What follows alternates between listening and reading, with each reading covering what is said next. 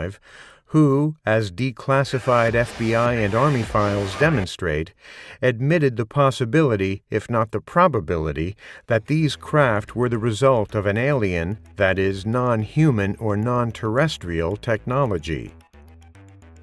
For the purpose of historical context, it should be noted that neither the Russians nor the Allies believed at first that the Nazis had built missiles capable of carrying one-ton warheads hundreds of miles into England from bases in Northern Europe. This admission is made clear in physicist R.V. Jones's History of Great Britain's Role in Scientific Intelligence During the Conflict, Most Secret War, British Scientific Intelligence, 1939 to 1945.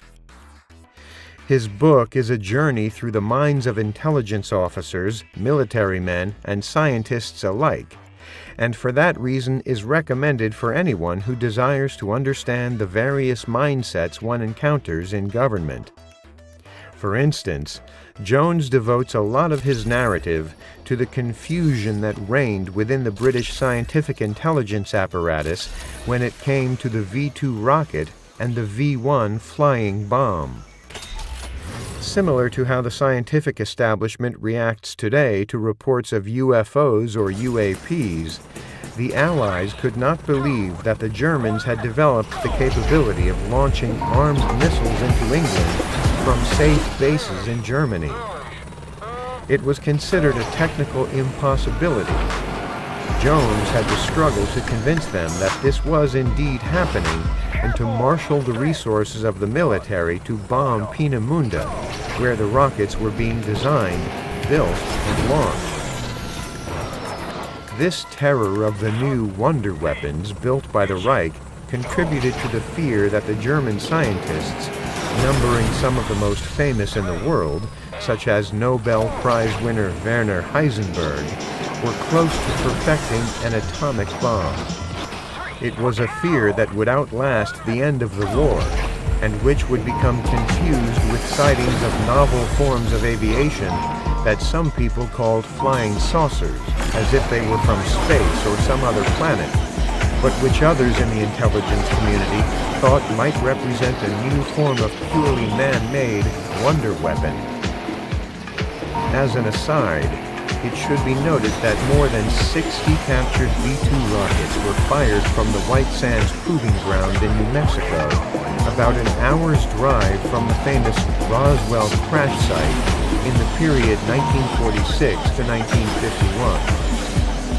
Former Nazi rocket engineers, as many as 39 at one point, were on site until the spring of 1947, according to official reports. In fact, White Sands was the site of one of the earlier post-war UFO sightings on May 15, 1947, a sighting that was witnessed by scientists and technicians during the test launch of a German V-2 rocket. Since then, White Sands has been visited on numerous other occasions. Once the American UFO sightings began in earnest in 1947, military intelligence officers had recourse to interrogations of German prisoners of war in the immediate aftermath of the conflict that mentioned experiments in craft of similar design and performance characteristics, craft that were designed as wingless discs, designs and prototypes that actually existed, some of which already were in American custody. The UFO phenomenon was understood to be a national security issue involving foreign weapons platforms rather than extraterrestrial or non-terrestrial machines. That would start to change.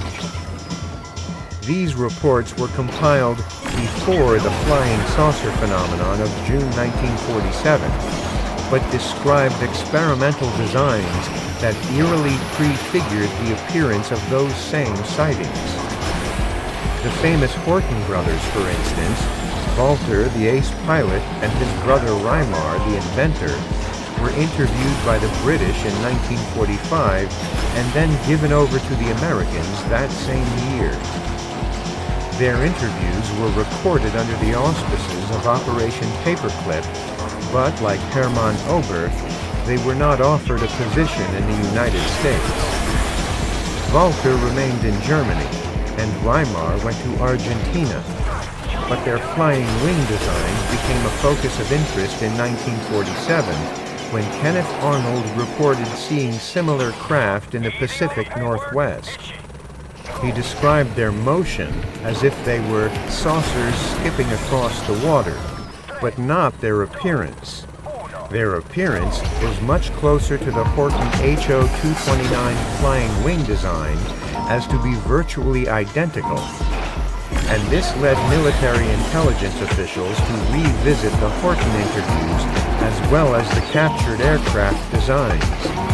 At one point, it was conjectured that the Hortens were either working directly for the Soviets, and hence the aircraft Arnold saw in June 1947 were those of Russian-made Horten flying wings, or that the Soviets had simply got hold of the Horten designs and prototypes and had developed them independently.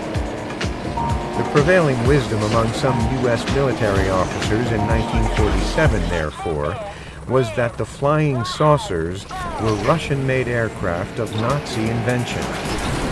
Indeed, the Horten HO-229 was also known as the V-3 and was being developed at Gotthard Waggonfabrik in Gotha, Thuringia, a famous manufacturer of warplanes at the time, and which found itself on the Soviet-controlled side of Germany after the war. That meant, of course, that it was possible that plans or prototypes of the V-3, or the engineers who had worked on them, were in Russian hands in the late 1940s. There had already been UFO sightings in the United States and elsewhere that year, and previously, the famous Foo Fighters of World War II were described as translucent spheres or globes, and not as flying wings. Regardless, the Arnold sighting was a watershed event, and a few weeks later, the UFO crash at Roswell took place, riding on the invisible contrails of the Arnold saucers. By the time the Soviets had launched the world's first artificial satellite into space on October 4, 1957, the pedigree of men like Dornberger and von Braun would no longer remain an issue. The immediate mission of the United States government was to catch up to the Russians, and thus the American space race well and truly began, as did the whitewashing of Nazi scientists and engineers like von Braun. The Nazis and the Russians were natural enemies, and had been since the war, and especially since Operation Barbarossa and the invasion of Russia. In the United States, the Soviet Union was considered a far greater threat than any posed by renegade Nazis or the underground SS cells that had proliferated throughout Europe, Latin America, and the Middle East. And indeed, some of the more infamous Nazi war criminals, such as Klaus Barbie, the Butcher of Lyon, were protected by American intelligence.